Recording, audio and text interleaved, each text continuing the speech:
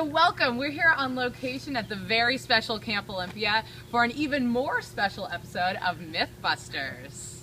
So as we've been walking around Camp Olympia, we've noticed all these different animals. And the thing is, they all look so different. Huh. I wonder if that's just random. This sounds like a case for the MythBusters! Hey, so now I'm over here at the chicken coop, and come over and check out these hens. If you look in here, we actually have a number of different kinds of hens, and you can tell this based on their markings. Now, let's look at some of their physical features that help them to survive. So look at this gold guy over here.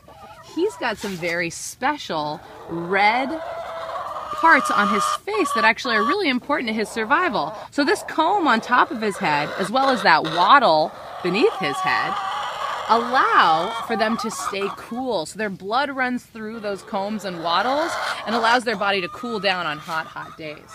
Whereas these feathers, these thick, thick feathers, do the opposite. So if it's a cold, cold day, they'll actually be able to stay a lot warmer because they've got this nice thermal insulator around them. So we've come inside to see what these hens are doing in this special crate. Now, you'll notice, especially with this hen that's lying down, she's actually using her claws to dig nice, soft nests in which she can lay her eggs. So take a look at those claws. You'll notice they've got sharp nails that allow them to break up the soil and make a nice area where they can lay those eggs. All right, so here we are at the pig pen, ready to check out some pig adaptations.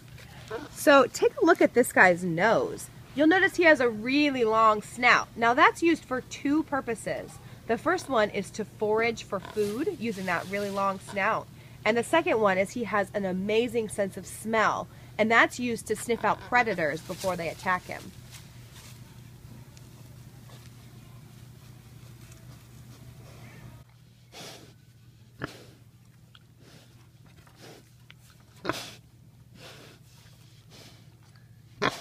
All right, now let's check out some adaptations of the feet. Now, look at those front toes. Those two toes are used for digging and for standing in regular soil. And he actually has two more toes in the back, and those are used for standing up and not sinking into softer soil. So come on, let's check out the goat over here. Now he's got some very special physical adaptations that help him to survive in his habitat. So hey buddy, come here. Check it out. Check out those long horns. Now those allow for some self-defense just in case he's ever challenged by another male goat. In addition, he's got this great snout and nose that allows him to smell like he's doing right now. He also has these big ears that give him excellent hearing to protect him from predators. And if you take a look down at his hooves, those are really good to allow him to walk around in his habitat. So this way he doesn't hurt his feet when he's walking on rocks, and he also doesn't fall through soft mud very easily either. Here we are with the sheep here at Camp Olympia. Now you'll notice if you take a good look at the fur, it's a lot different than fur you might notice on other farm animals. Miss Neely, would you tell us a little bit more about that? Now that fur is actually called wool, and the wool helps keep him very warm in the winter. It actually acts as an excellent thermal insulator, keeping his body nice and warm. So we've made some really good observations today about the animals here at Camp Olympia. I think we've discovered that their features are not really random at all. Absolutely. These are actually called physical adaptations. Now, a physical adaptation is something that helps an animal to be really successful in its environment and especially to survive. For example, the pig had that really long snout to help him sniff out food.